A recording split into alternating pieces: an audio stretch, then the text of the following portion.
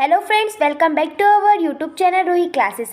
आज हम पढ़ने वाले हैं संप्रभुता। मतलब कि आज हम संप्रभुता के बारे में सारी जो चीज़ें हैं वो पढ़ने वाले हैं। ठीक है।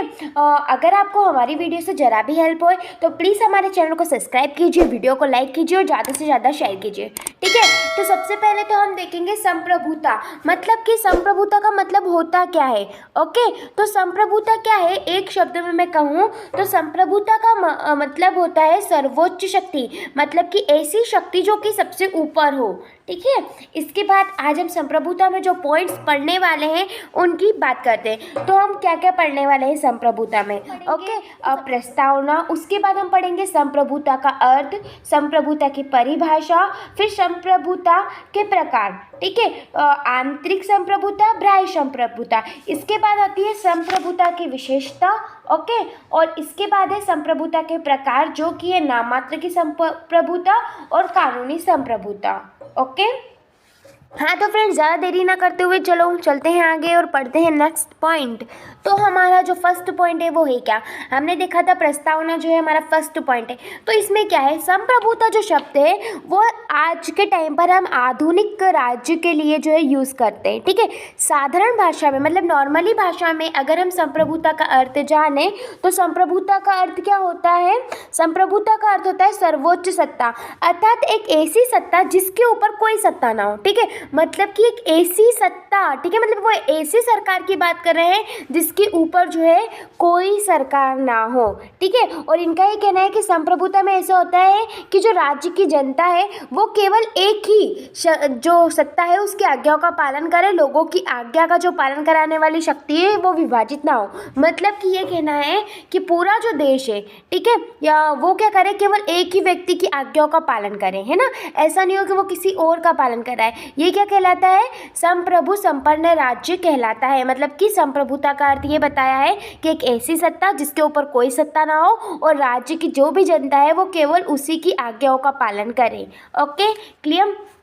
और साथ ही इन्होंने एक मेन बात भी ये कही है कि संप्रभुता ही वह तत्व है जिसके बिना राज्य की कल्पना नहीं की जा सकती। मतलब कि संप्रभुता जो है वो कोई भी राज्य हो उसके लिए क्या है, आवश्यक है। क्यों आवश्यक है, क्योंकि संप्रभुता के बिना किसी भी राज्य की जो है कल्पना नहीं की जा सकती। Okay, clear. आई होप आपको ये पॉइंट समझ में आया हो। अब हम पढ़ते हैं संप्रभुता के अर्थ की बात। तो संप्रभुता जो है वो अंग्रेजी के सॉवरेनिटी से मिलकर बना है, जिसका क्या अर्थ क्या होता है, जिसका की अर्थ होता है सर्वोच्च शक्ति। ठीक है। मतलब संप्रभुता किससे मिलकर बना है, सॉवरेनिटी से बनकर बना है, जिसका क्या अर्थ क्या होता है, सर्वोच्च शक्ति। ओके। और संप्रभुता को प्रभुसत्ता, प्रभुता के नाम से भी पुकारा जाता है। मतलब कि संप्रभुता कहो, प्रभुसत्ता कहो, कुछ भी कहो, उसका मतलब संप्रभुता ही होगा। ठीक है, यहाँ कंफ्यूज होने की कोई बात नहीं है। अब हम पढ़ेंगे हमारी परिभाषा। ओके, तो परिभाषा जो है वो सबसे पहले हम पढ़ने वाले हैं विलोबी की। विलोबी ने संप्रभुता को कैसे परिभाषित किया ये हम देखेंगे। ओके, तो विलोबी क्या कहते हैं, राजनीति शास्त्र में अन्य कोई शब्द ऐसा नहीं है जिस पर विचारकों में इतनी अधिक विचार भिन्नता रही है। मतलब कि विलोबी ने क्या कह दिया कि राजनीतिक शास्त्र मतलब कि पॉलिटिक्स में ऐसा कोई शब्द नहीं है, किसके अलावा, संप्रभुता के अलावा, जिस पर कि जो विचारक है उनकी इतनी अधिक विचारधारा रही है। ठीक है, मतलब भिन्नता रही है। अब सेकंड जो है वो है जिनबोधा। वो क्या कहते हैं, संप्रभुता नागरिकों और प्रजाजनों के ऊपर राज्य की वह सर्वोच्च शक्ति है जिस पर कि कानून का कोई नियंत्रण नहीं होता। मतलब कि इन्होंने क्या कह दिया कि संप्रभुता जो है वो नागरिकों और जो प्रजा जन है उनके ऊपर एक सर्वोच्च शक्ति, मतलब सबसे ऊपर ही शक्ति है जिसके ऊपर किसका नियंत्रण नहीं है, कानून का भी नियंत्रण नहीं है। मतलब कि सर्वोच्च शक्ति जो है उसके ऊपर कानून का भी कोई नियंत्रण नहीं है। Okay, clear. अब हम पढ़ेंगे हमारा नेक्स्ट पॉइंट जो कि है संप्रभुता के पक्षों का विवरण। मतलब कि संप्रभुता के हमें पक्ष बताने। तो संप्रभुता जो है उसके दो पक्ष है, आंतरिक संप्रभुता और बाह्य संप्रभुता। ठीक है। तो ये होता क्या है, आंतरिक संप्रभुता और बाह्य संप्रभुता। ठीक है। तो आंतरिक संप्रभुता क्या होती है, आंतरिक संप्रभुता का अर्थ है कि राज्य अपनी सीमा के अंदर सर्वोच्च तथा संपूर्ण शक्ति संपन्न है। मतलब कि कोई राज्य है तो वो जो है अपने देश के अंदर, मतलब देश जैसे कि एग्जाम्पल ये देश है ना, इसके अंदर वो संपूर्ण शक्ति जो चाहे वो करवा सकती है। ठीक है, मतलब कि इसके जो लोग हैं उनको जो भी आज्ञा है उसका पालन करवा सकती है, और अगर कोई व्यक्ति इनकी आज्ञा का पालन नहीं करता तो वो उन्हें कठोर से कठोर दंड भी दे सकती है। तो ये क्या होता है, संप्रभुता होता है कि वह जो व्यक्ति है वो अपने राज्य के अंदर कुछ भी कर सकता है। ठीक है, तो ऐसी संप्रभुता कैसे कहलाती, आंतरिक संप्रभुता। क्यों, क्योंकि जो व्यक्ति करवा रहा है आज्ञाओं का पालन उसके ऊपर किसी का भी कोई दबाव नहीं है, वो क्या कहलाता है, संप्रभु कहलाता है। ओके, अब ये तो हमने पढ़ ली आंतरिक संप्रभुता। अब हम पढ़ेंगे बाह्य संप्रभुता। तो बाह्य संप्रभुता क्या होता है, तो बाह्य संप्रभुता जो है वो है कि बाह्य संप्रभुता एक का अर्थ होता है कि किसी राज्य में किसी बाहरी शक्ति का नियंत्रण ना हो। मतलब कि एग्जाम्पल, जैसे कि ये हमारा राज्य है भारत, है ना, मतलब ये हमारा देश है भारत, और इसके आसपास के जो भी, जैसे कि कोई भी दूसरे भी जो देश है उनका नियंत्रण हमारे भारत पर ना हो। ठीक है, मतलब कि जो सर्वप्रभु संपन्न व्यक्ति है वो हमारे भारत में किस प्रकार के नियम लागू करना है, किस प्रकार की संधि करना है वो ही निश्चित करे, और साथ ही दूसरे देशों के साथ किस प्रकार के संबंध रखना है यहाँ भी वही व्यक्ति जो है डिसाइड करे। मतलब कि जैसे कि एग्जाम्पल, कोई राज्य जो है अपनी इच्छा अनुसार क्या करे, किसी के साथ संबंध बनाने, किसी के संग समझौता करने, संधि करने, युद्ध करने, इसकी पूरी स्वतंत्रता हो, उसको किसी का भी उसके ऊपर नियंत्रण ना हो, ये क्या कहलाती है, बाह्य संप्रभुता जो है कहलाती है। Okay, clear. अब हम देखते हैं नेक्स्ट पॉइंट। हाँ तो फ्रेंड्स, अब हम पढ़ेंगे हमारा नेक्स्ट पॉइंट जो कि है संप्रभुता की विशेषता, जिसमें कि इसका फर्स्ट पॉइंट है मौलिकता। ये क्या होती है, तो संप्रभुता की जो प्रमुख विशेषता होती है वो होती है संप्रभुता की मौलिक शक्ति।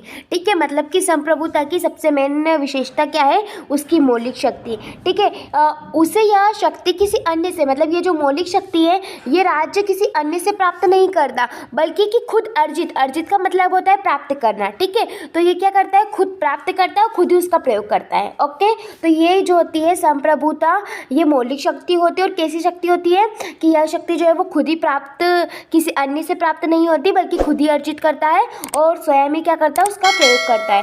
ओके, तो ये हो गया हमारी विशेषता का फर्स्ट पॉइंट। अब हम देखते हैं नेक्स्ट पॉइंट।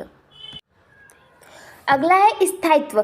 ये क्या होता है, इसका मतलब ये है कि संप्रभुता जो है वो हमेशा स्थायी रहती है। ठीक है, ऐसा नहीं कि संप्रभुता कुछ समय तक है और कुछ समय तक नहीं है, ऐसा नहीं होता। ठीक है, संप्रभुता जो है वो स्थायी रहती है। क्यों, और अगर हम बात करें प्रजातंत्र मतलब ऐसे राज्य, जैसे कि हमारा भारत एक लोकतंत्रात्मक राज्य है ना, तो ऐसे राज्य जहाँ पर जो है सरकार बदलती रहती है। ठीक है, तो उससे जो है संप्रभुता पर कोई फर्क नहीं पड़ेगा। क्यों, क्योंकि संप्रभुता जो है वो राज्य का गुण है, ना कि सरकार का। ठीक है, और संप्रभुता का जो अंत है उसका अभिप्राय क्या है, मतलब कि हम समझ लें कि संप्रभुता खत्म हो गई है, तो संप्रभुता कब खत्म होगी, जब राज्य का अंत होगा। ठीक है, मतलब कि संप्रभुता ऐसे खत्म नहीं हो सकती। ठीक है, ना ही सरकार बदलने पर और ना ही कुछ होने पर, संप्रभुता का वो अंत होगा जब उस राज्य का अंत हो जाएगा। ओके, तो हम ऐसा कह सकते हैं कि संप्रभुता जो है वो स्थायित्व रहती है। ऐसा नहीं होता कि ये कुछ समय तक रहे और कुछ समय तक नहीं रहे। Okay, clear. अब हम पढ़ते हैं आगे। अगला पॉइंट है हमारा अप्रतिकरणीय। ये क्या होता है, तो इसका ये मतलब है कि संप्रभुता जो है उसको हम पृथक नहीं कर सकते, मतलब कि अलग नहीं कर सकते। ठीक है, संप्रभुता राजा से अप्रतिकरण होती है, अर्थात राजा स्वयं को नष्ट किए बिना संप्रभुता का त्याग नहीं कर सकता। मतलब कि यहाँ पर राजा यूज़ किया है, लेकिन जैसे कि कोई व्यक्ति, ठीक है, जो संप्रभु संपन्न है, जो कि हमारे देश को चलाता है, वो व्यक्ति क्या कहलाता है, संप्रभु, जिसके हाथ में सारी शक्ति होती है।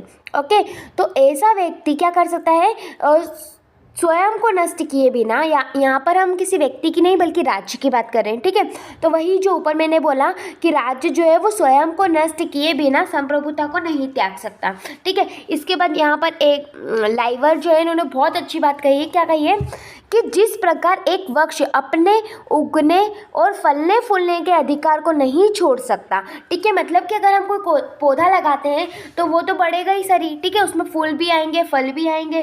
ठीक है, तो ये क्या उसका अधिकार है और वो नहीं छोड़ सकता। ठीक, इस प्रकार व्यक्ति अपना विनाश किए बिना अपने जीवन और अपने व्यक्तित्व को अपने से अलग नहीं कर सकता। मतलब कि अगर पेड़ पौधे की बात करें तो वो भी बढ़ते हैं, फलते हैं, फूलते हैं, ठीक है। और वैसे व्यक्ति को देखें तो व्यक्ति भी जब तक खुद ना मर जाए तब तक वो अपना ना तो जीवन छोड़ सकता है और ना ही व्यक्ति छोड़ सकता है, ठीक है, और खुद को अलग नहीं कर सकता। उसी प्रकार राज्य को भी संप्रभुता से अलग नहीं किया जा सकता। ओके, तो यहाँ पर बहुत अच्छी सी बात है, इन्होंने 4 ही लाइन में पूरी बात समझा दी कि संप्रभुता क्या होता है, किसी भी राज्य के लिए संप्रभुता कितनी आवश्यक है। ओके, तो मतलब यहाँ पर क्लियर सी एक बात थी कि जिस प्रकार व्यक्ति अपने जीवन को नहीं छोड़ सकता बिना मरे, उसी प्रकार राज्य भी जो है वो अपनी प्रभुता को नहीं त्याग सकता जब तक कि उस राज्य का अंत ना हो जाए।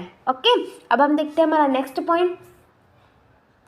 अब जो हमारा नेक्स्ट पॉइंट है वो है अवधि रहितता। ये क्या होता है? तो इसका तात्पर्य है कि संप्रभुता की शक्ति उसके पास बनी ही रहती। यदि संप्रभुता उन्हें बहुत समय तक प्रयोग ना भी करे तो संप्रभुता समाप्त नहीं होती। मतलब कि यहाँ पर ये इनका यह कहने का मतलब है कि संप्रभुता जो होती है वो अवधि रहित होती है। मतलब कि उसका कोई समय निश्चित नहीं होता कि इस समय तक आपको प्रयोग करना ही है, ठीक है। अगर आप संप्रभुता का बहुत समय तक भी प्रयोग ना करें तो भी वो बनी रहेगी, ठीक है, वो समाप्त नहीं। और बहुत सिंपल है, जिसके आपको वर्ड से ही पता चल जाएगा। ओके, एक बार मैं शॉर्ट में क्लियर करती हूँ। मौलिकता पहली हमने विशेषता पढ़ी, सेकंड हमने पढ़ी।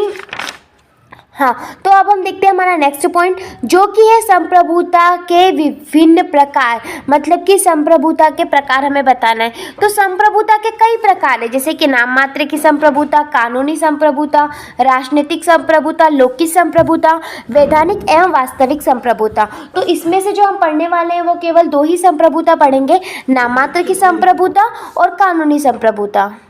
तो हम सबसे पहले देखेंगे नाम मात्र की संप्रभुता। नाम मात्र की संप्रभुता क्या होती है? तो नाम मात्र की संप्रभुता का तात्पर्य कि उस संप्रभुता से है जिसमें कि क्या होता है कि समझ शक्ति तो उस व्यक्ति को प्राप्त होती है, किंतु वह उन शक्तियों का प्रयोग स्वयं ना करके किसी अन्य व्यक्ति से कराता है। मतलब कि उसके पास सारी शक्ति जो है वो है, लेकिन वो क्या नहीं कर सकता, उनका प्रयोग नहीं कर सकता, ठीक है, और वो किसी और व्यक्ति से कराता है। तो ऐसी संप्रभुता क्या कहलाती है? नाम मात्र की संप्रभुता कहलाती है। ओके, क्यों नाम मात्र की क्यों कहलाती है? क्योंकि वो उनका प्रयोग तो कर ही नहीं सकता है खुद, ठीक है। और इसके लिए हम सबसे अच्छा उदाहरण ले सकते हैं इंग्लैंड के राजा को, जो शक्ति दी जाती है वो। ओके, अब हम पढ़ेंगे हमारा नेक्स्ट पॉइंट, कानूनी संप्रभुता। कानूनी संप्रभुता में क्या होता है? तो किसी राजनीतिक व्यवस्था में कानून निर्माण की शक्ति अंतिम रूप से जिस संस्था के पास रहती है, कानूनी विचारधारा के समर्थक, उसी संस्था को कानूनी संप्रभुता कहते हैं, ठीक है। यह वह संप्रभुता होती है जिसे न्यायालय भी स्वीकार करता है। मतलब कि कानूनी संप्रभुता मतलब कि ऐसा व्यक्ति जो कानून का निर्माण करता है, ठीक है, कानूनी विचारधारा उसे क्या मानते हैं? उसे ही कानूनी संप्रभुता मानते हैं। और ये ऐसी संप्रभुता होती है जिसे कोर्ट भी क्या करता है? स्वीकार करता है।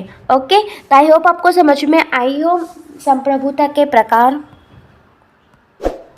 तो फ्रेंड्स, ये था हमारा संप्रभुता क्या है, उसके प्रकार क्या है और उसकी विशेषता, ठीक है। आगे का जो नेक्स्ट क्वेश्चन है वो हम नेक्स्ट वीडियो में देखेंगे। Thanks for watching this video.